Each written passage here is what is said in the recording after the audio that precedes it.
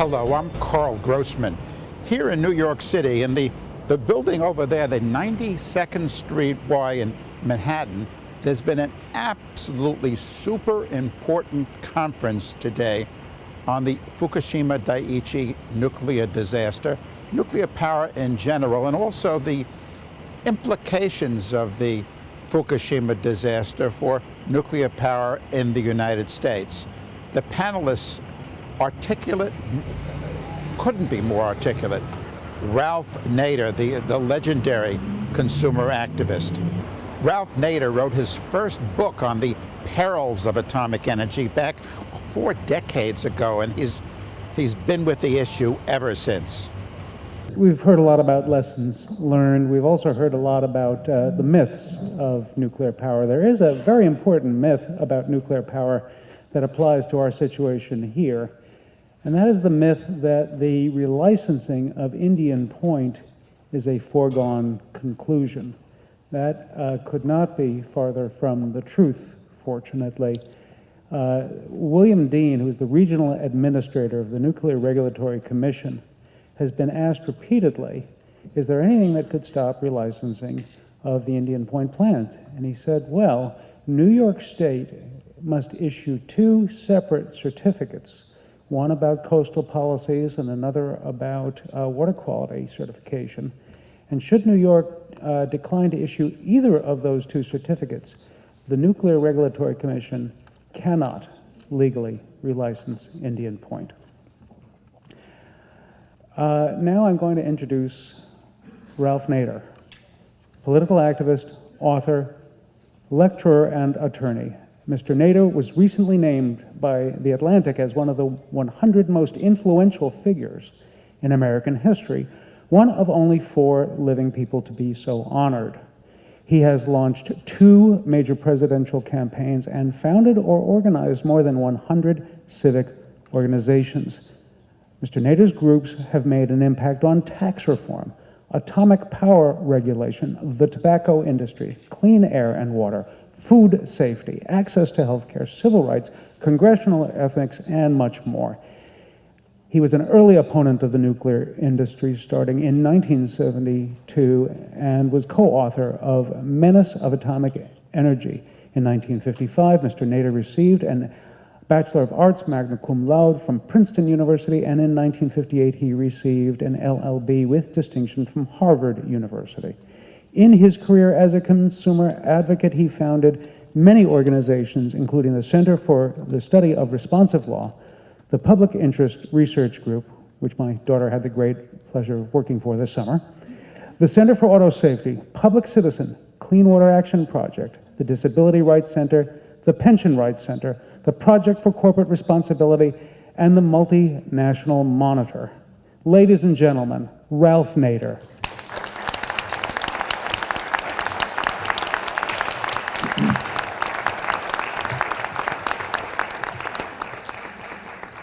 Thank you very much, Mr. Galley, and thank the groups in California and New York for making this this possible. And I understand they're going to Boston tomorrow.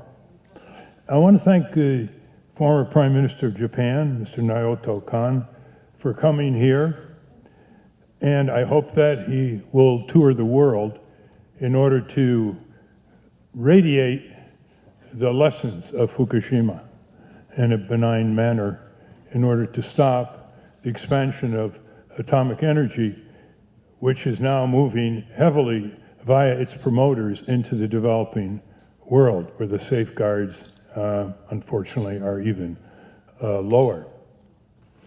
And to Dr. Gregory Jasko, I can only say that Senator Markey would be proud of you. Arnie Gunderson represents the best in engineering, which is to foresee and forestall. And Peter Bradford, when Peter was with us right out of law school, I told an associate, you're looking at the next governor of Maine, some years hence. But our rancid political system has a brilliantly effective way of driving out good public figures and replacing them with rascals. Now, I don't want to be redundant, and I know a lot of good material has been presented today, but I do want to go through some of the experience here so we can understand what's behind the pressure historically for nuclear power. In 1963, I spent a summer at the Oak Ridge National Laboratory, where I was first introduced to nuclear power to produce electricity. And the place was full of engineers and physicists who kept handing my questions between each other, specialties. And I asked them, what's the worst that could happen? I always approached any new technology with that fundamental question. What's the worst that could happen? And they could never tell me.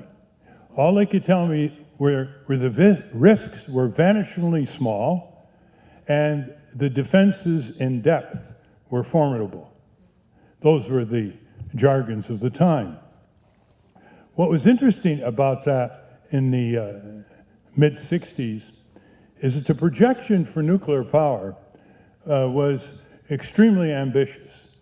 The Atomic Energy Commission predicted that there would be 100 nuclear plants in California alone by the year 2000. That's about one for every 11 miles on the coastline. But what happened in the meantime was two interesting developments.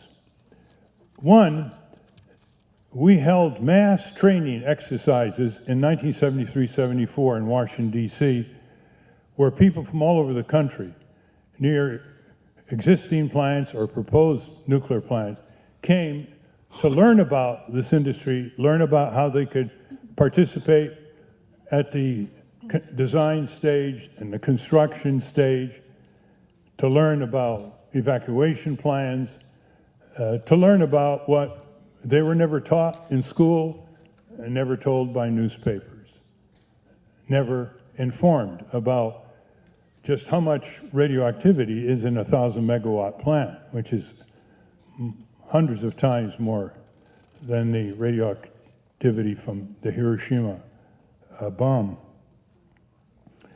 Those people went back home and they organized the resistance to nuclear power. There hasn't been a single nuclear plant ordered, licensed, and placed in operation to produce electricity since the mid-70s. The analog to that effort was Wall Street. Nuclear power increasingly became uneconomic, and Wall Street would not fund it without more and more government supports and guarantees. Nuclear power arose out of a group of scientists and engineers who harbored more than a reasonable guilt complex for the uses of their knowledge in producing the atomic bomb. And out of World War II, this guilt complex transferred to a hope that there would be atoms for peace. In 1952, President Truman's Materials Policy Committee issued a report saying that the country should go solar, and by 1975, 2/3 of all residences would be solarized. Unfortunately, 2 years later, under President Eisenhower, the country decided to go nuclear under the Atoms for Peace program. Some of our most brilliant scientists and engineers were behind that effort, coming out of the horrors of Hiroshima and Nagasaki, which were deliberate targeting of civilians, to use the military's phrase in World War II, in order to, quote, terrorize the population and reduce the morale in the countries that attacked us. Just think of that. To terrorize the population. That's where that guilt complex came from. And there were many, many discussions privately between these scientists and engineers who came out of the Manhattan Project about how they could redeem themselves and the atoms for peace. I remember as a youngster being told that there would be a little bit of a atomized gadget in cars and you'd never have to fill up your cars with gasoline. Nuclear power was told to be too cheap to meter by a government official. When I was at Oak Ridge, I had a conversation with Dr. Alvin Weinberg, which extended in subsequent years. Dr. Weinberg was a great promoter of nuclear power, but he's extremely knowledgeable about its hazards. He wanted nuclear power plants to be built 6 at a time in a highly barricaded location, run by what he called a nuclear priesthood, namely the best and the brightest. When I asked him who would be running the railroads and the trucking companies transporting radioactive waste, he got the message. But later on, he told me something very interesting. He said, if solar power ever came down to being only 2.5 times more expensive than atomic energy, he would support solar energy over atomic energy.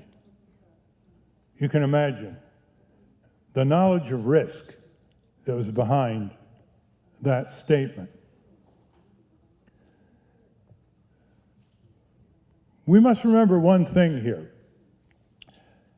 The uranium mines, the uranium radioactive tailings around those mines,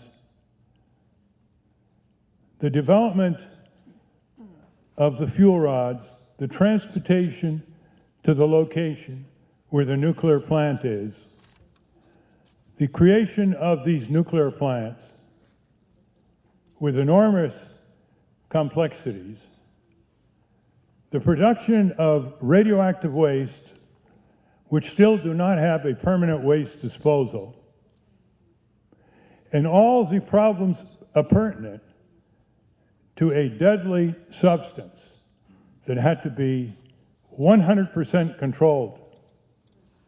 99% is not enough. It was a technology that had one bite of the apple. All of this and the storage for tens of thousands of years of radioactive waste had one purpose: to boil water, to produce steam, or other reactor designs to produce heat. Now, the question that was very rarely asked in secret congressional hearings was, aren't there other ways to boil water without all the continuum of risk involved in the nuclear fuel cycle? It's often said that nuclear power is needed because of the climate change. Number one, you need a lot of coal to burn to enrich the uranium. That's often not mentioned. Number two, as Amory Lovins has said repeatedly, if you take the investment in nuclear and put it in solar, renewable, other forms of renewable and conservation, you'd get far more BTUs, far more efficiently, far more safely, and far more benignly for climate change.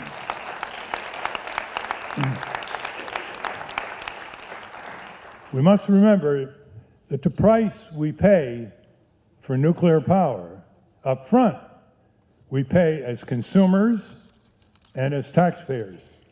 Tens of billions of dollars have gone into developing the science, the technology, the operating applications of nuclear power paid by you, the taxpayers. That does not show up on your electric bill. We're dealing here with a silent, cumulative form of violence that does not leave empirically sensitive traces until it's too late. Therefore, it puts the public off guard. In comparison with a fire, we know what to do. We flee the fire and/or try to put it out. The silent violence of radioactivity does not provoke the sensory responses in order to activate better choices. I find that the arguments against nuclear power are overwhelming. The answer is we've never had a Class 9 meltdown in the United States. You had a very serious one in Chernobyl, where now there are hundreds of square kilometers uninhabitable, except for the wild animals and the rodents and a few birds. Villages and towns evacuated. You have Fukushima, which continues to boil up its tragic results.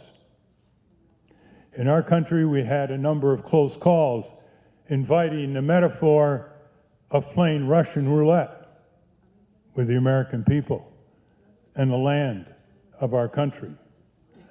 In the 1960s, the Atomic Energy Commission issued a report which said that a Class 9 meltdown in one nuclear plant could contaminate, quote, an area the size of Pennsylvania, end quote. Is this the kind of gamble we want to take in order to boil water when there are so many other superior ways to meet our energy needs, as Peter Bradford and others earlier today have pointed out? My list of charges against nuclear power, all of them begin with the letter U. Nuclear power is unnecessary, uneconomic, unsafe, uninsurable, unevacuable, unfinanceable, unaccountable, and undemocratic.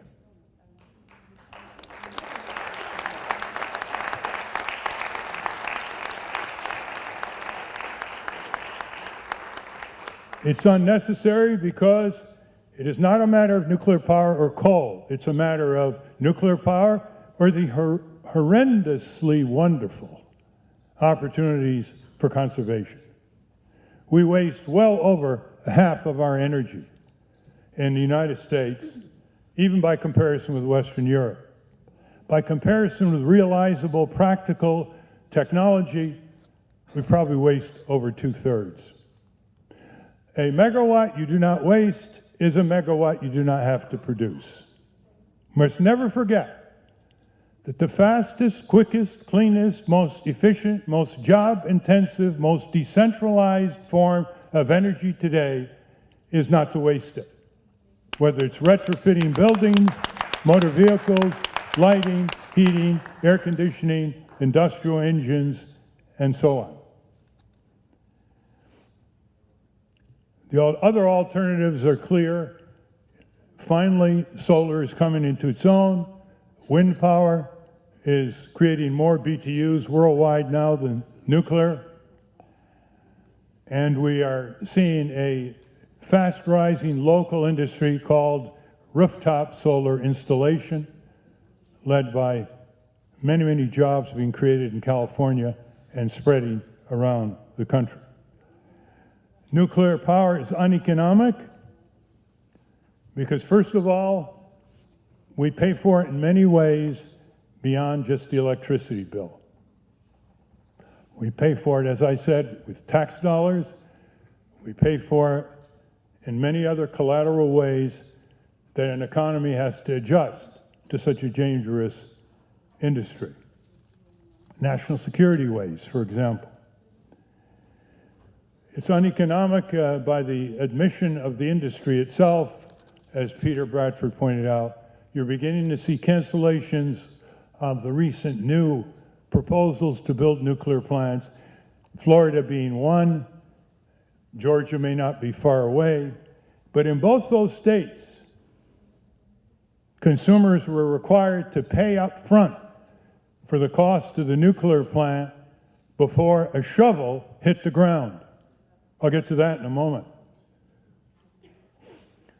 It's uneconomic because Wall Street says it's uneconomic. Warren Buffett says nuclear power is uneconomical.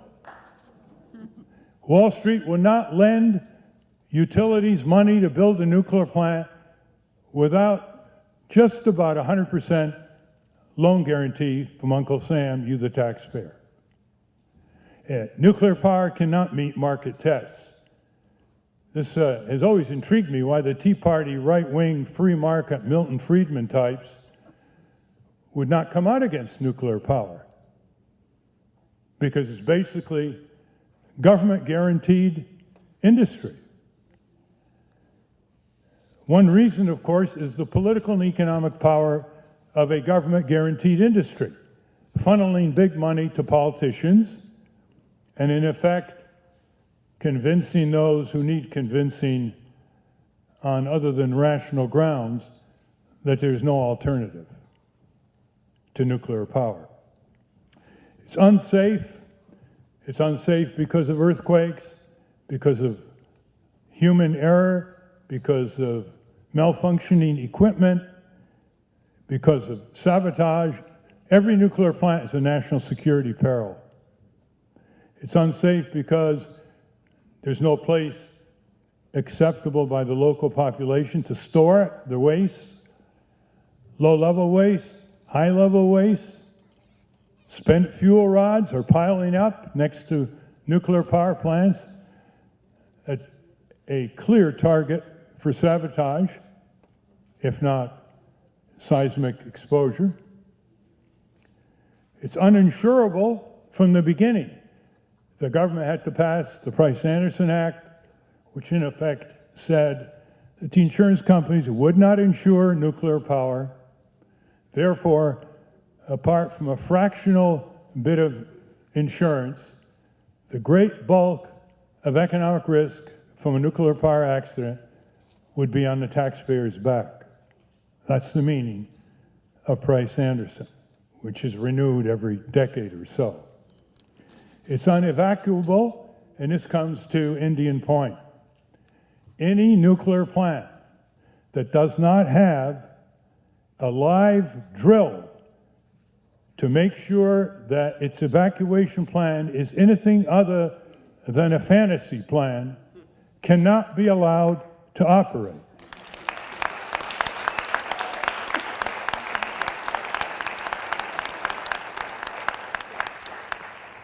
Indian Point is 30 miles or so north of Manhattan, much closer to New York City than Fukushima is to Tokyo. There is no practical evacuation plan that could work in that area. Not just 10 miles out, 20, 30 miles, 50 miles, you have 19 million people. People can hardly get out of New York City at rush hour time. Can anybody credibly present a scenario where, given our transportation lockups and the density of population and the panic that would occur and the lack of any drills, the lack of any practice other than paper models, that area around Indian Point can be evacuated?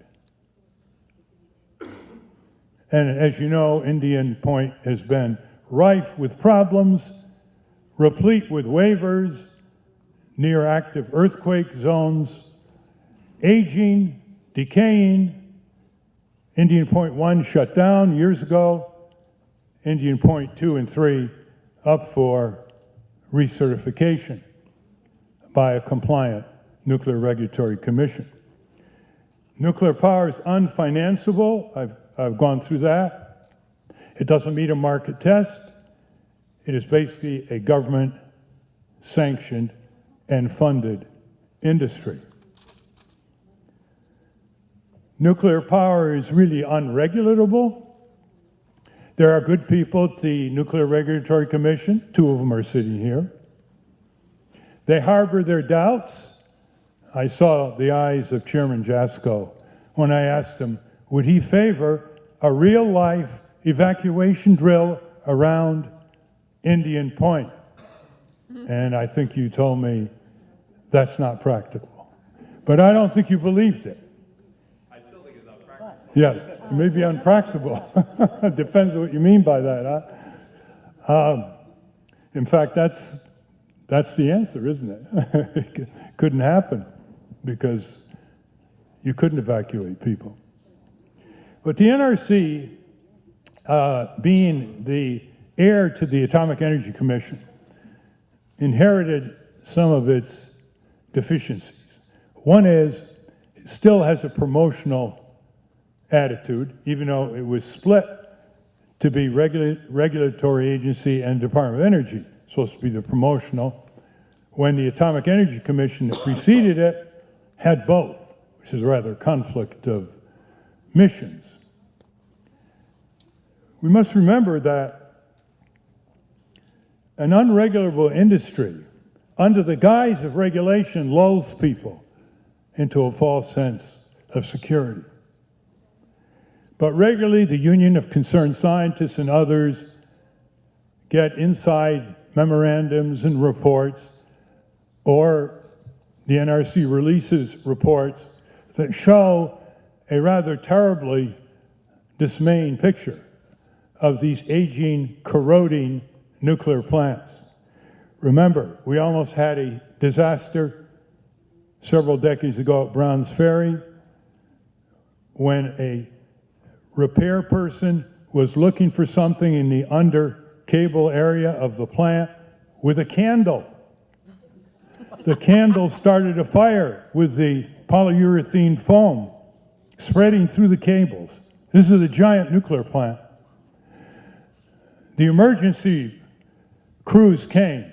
They tried every high-tech way to put out the fire until the bystanding local fire chief suggested water. And they put it out with an old technique known as H2O. There was the near disaster at Fermi in Michigan, which prompted the outcry by one of the people there afterwards saying, quote, "We almost lost Detroit," end quote. There was 3 Mile Island. There was Davis-Besse not that many years ago. Less than an inch of a critical piece of metal corroding kept it from being a serious accident. How many times do we have to play Russian roulette? Above all, it's an undemocratic technology. It was born in secrecy. It grew to prevalence in secrecy. It had severe restrictions on local participation in the design and construction stage. In recent years, the restrictions were even more pronounced. Now you just have one avenue of challenge. They combined the two. The industry working overtime to keep the people out, to shut them out from the process of putting a plant where they live, work, and raise their children. This is an inherently coercive technology promoted by a secular religion, nuclearism. It's coercive of taxpayers who are forced to guarantee the plants. It's coercive of ratepayers who are forced to front load the cost of the plants. And it's coercive of the citizenry who have very little voice in foreseeing and forestalling a calamity. Let me just end on this note. While we have to be very concerned about atomic energy in our country, as the orders dry up in the developed nations, the industry's sales people are pushing into countries that are developing rapidly but have less of an infrastructure and thereby a much higher risk of disaster. Even in the United Arab Emirates, where the sunlight is unsurpassed, where there is oil and gas all around, the country has cut a deal with a South Korean firm, $40 billion deal for multiple power plants. This company is subcontracting to US and European contractors. And the United Arab Emirates is the size of Maine. That's not a very stable area of the world. They're being built in India. Already, radioactive waste has been dumped into the ocean for years. The safeguards are not anywhere near what they should be in those densely populated areas.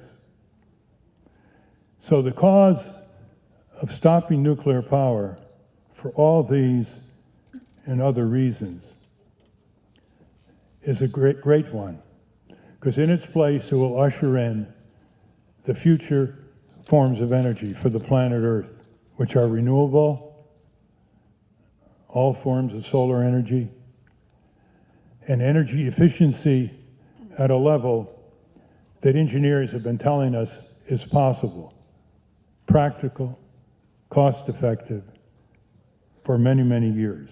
And we haven't been sufficiently listening, although there have been significant advances in energy conservation. Now, I have a local plea for people in the New York City area. You have on record Hillary Clinton, Eliot Spitzer, Andrew Cuomo coming down against relicensing Indian Point. Build on that, increasingly support the citizen groups around Indian Point, many of whom are here today, in order to shut that dual nuclear power plant installation down and replace it with energy efficiency. And for transition, almost anything is better than nuclear, whether it's water power from Canada, whether it's reshifting capacity it's not fully used in the rest of the state down to the New York City area, or even a fossil fuel as a transition. Some of you may have seen that movie, On the Beach, which dealt with the effects of a nuclear bomb. There needs to be another movie. It's called On the Hudson, Indian Point. The way to arouse people around Indian Point is to repeatedly demand a real-life drill for the evacuation plan they're supposed to be putting in your local libraries and making public. And not just 10 miles around, where there may be 280,000 people, but go out 20 or 30. I believe it was Chairman Jasko who recommended that Americans evacuate 50 miles away from Fukushima. 50 miles means over 18 million people. And I have one more plea. Find a very rich person, whether it's a billionaire or a mega millionaire, and I understand there are quite a few of them in the New York City area. Sit down with those people, one at a time. Show them the kind of materials, the presentations that you've seen today. Give them a sense of posterity. Give them an opportunity to move from their success to their significance, and have them fund a major mobilization of the greater New York City area to shut down Indian Point and begin rolling back nuclear power throughout the country. So you can meet the people who, in California, who are rolling it back out of that state. The great point about this meeting and others is that you see people who were once viewing nuclear power as promising. But as Alfred North Whitehead said, They kept in their mind options open for revision. We haven't seen enough scientists in the nuclear industry who can keep, quote, options open for revision, end quote. Although there have been a number of Nobel laureates like Henry Kendall and Alfvén from Sweden who did keep options open for revision and oppose nuclear power. But that's what we have to ask for. More people out of the industry, out of the NRC, out of the Department of Energy, basically saying, there's a better way, there's a safer way, there's a more environmentally benign way, there's a more respectful way for the land and for our descendants, if only to keep our descendants from cursing us. Thank you.